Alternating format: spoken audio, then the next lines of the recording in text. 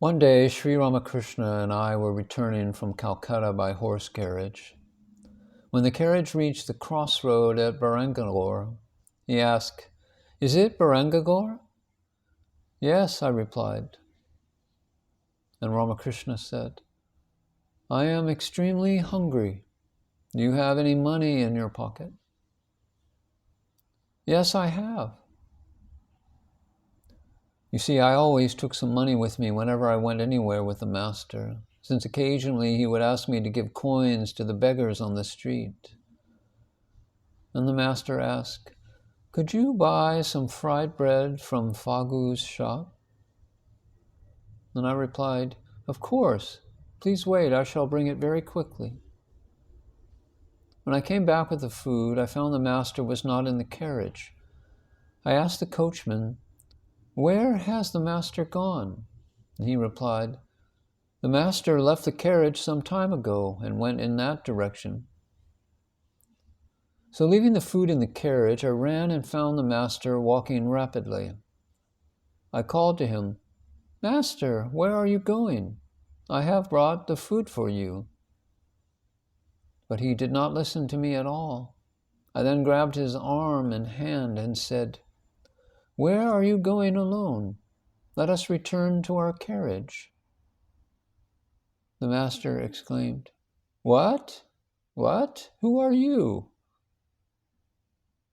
Then he took a couple of deep breaths and rubbed his head, and gradually became normal, and told me, "Look, let me tell you something. Before you go somewhere leaving me alone, say to me, 'I am going. Please sit here. Don't go anywhere until I return.'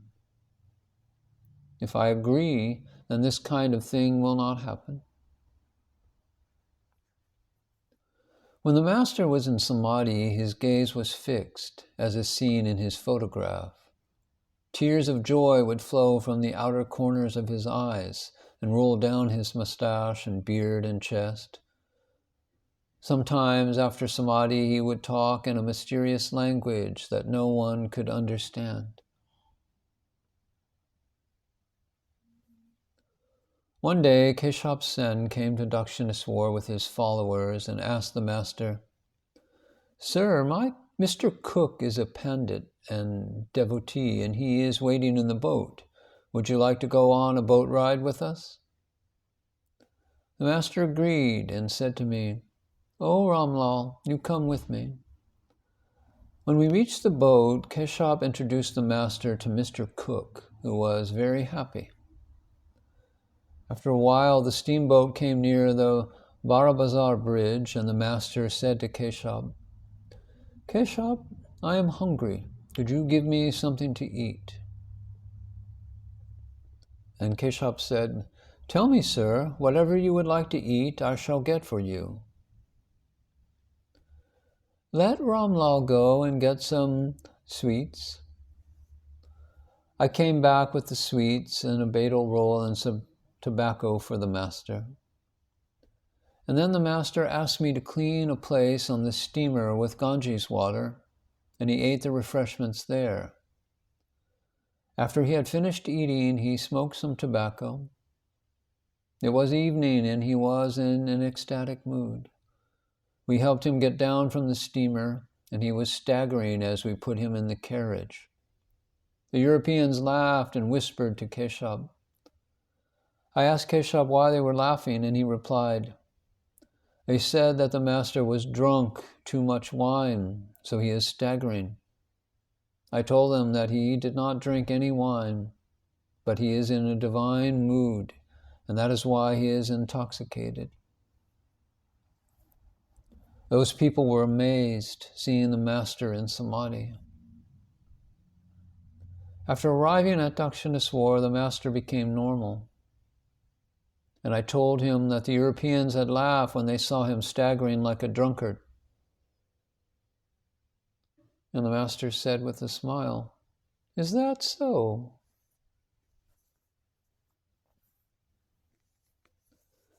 It was the full moon night of Lakshmi Puja, In the evening, Keshav Sen and his followers, along with the master and his devotees, assembled at the Shodni Ghat of Dakshineswar.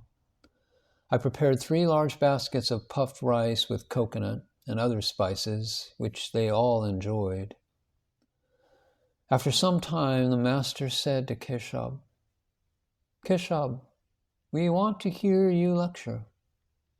Look, what a beautiful evening.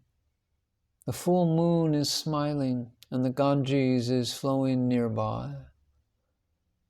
Now, a desire has come to hear something from your lips."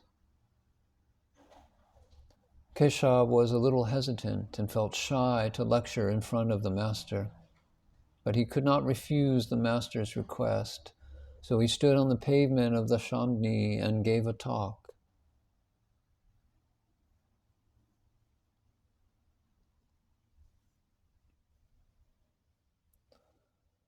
One time, seeing the master's anxiety for Swamiji, that is, Naren, the future Swami Vivekananda, I asked him, "Why are you so anxious about him?" The master replied, "As Rasik, a worker at the temple, is your friend, and Hazra is Naren's friend, so Naren is my friend. Naren told me that he would come on Wednesday, and now another Wednesday is approaching, and still he has not come. Please go to his house and bring me news of him." "Look, Ramlal, the Marwari devotees gave me sweets and nuts and raisins. I shall not eat these things. Give them to Naren and bring me news about his health." The master put the food in a bundle and handed it to me, and I left for Calcutta. In those days, one could go to Calcutta by shared carriage from Baranganore. There was no other passenger for the carriage, and as it would not leave until another passenger came, I decided to walk all the way to Swamiji's house. Swamiji reprimanded me, saying, "Brother, didn't you have any money?"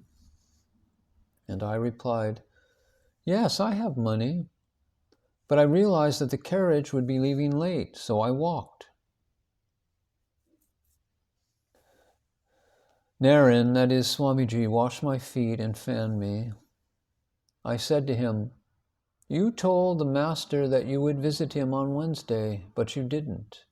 He was worried about you and has sent me with all these things." And Naren said, "Yes, brother, I always plan to visit the master, but the pressure of my family does not allow me to go anywhere. I shall go with you right now." And he changed his clothes and nicely combed his curly hair.